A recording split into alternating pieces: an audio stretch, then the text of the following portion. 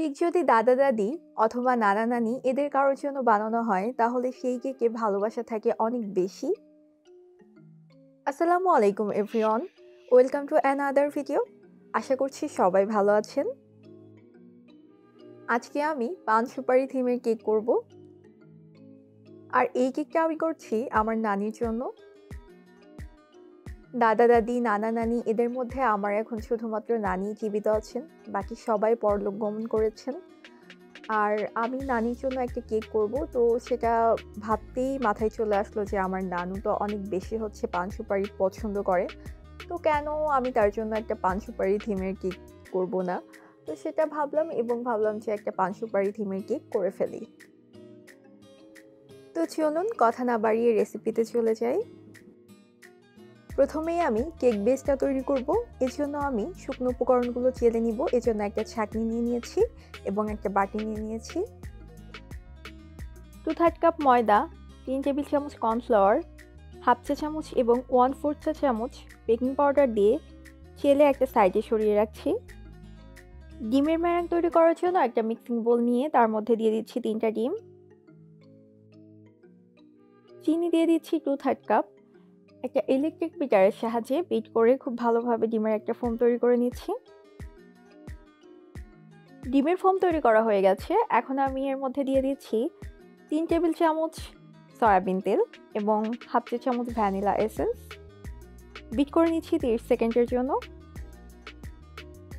শুকনো উপকরণগুলো দিয়ে একটা হ্যান্ড উইস্কের সাহায্যে খুব ভালোভাবে মিশিয়ে নিচ্ছি।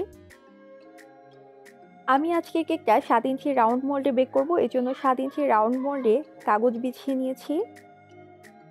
সম্পূর্ণ ব্যাটারটা মোল্ডে ঢেলে দিয়ে একটু হালকা করে ট্যাপ করে নিচ্ছি।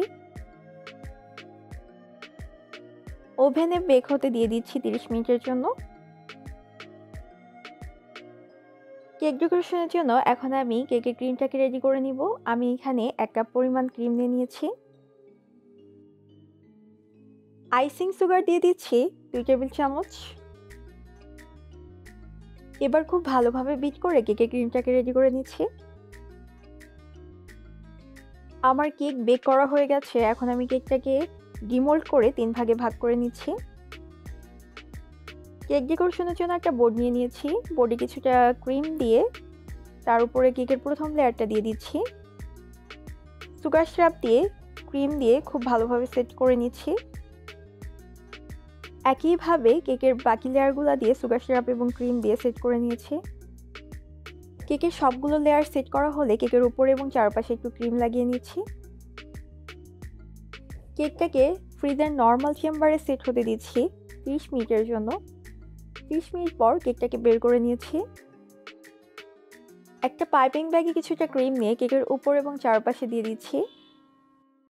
প্যালেট নাইফ দিয়ে কেকের উপর এবং চারপাশে ক্রিমটাকে সেট করে নিয়েছি।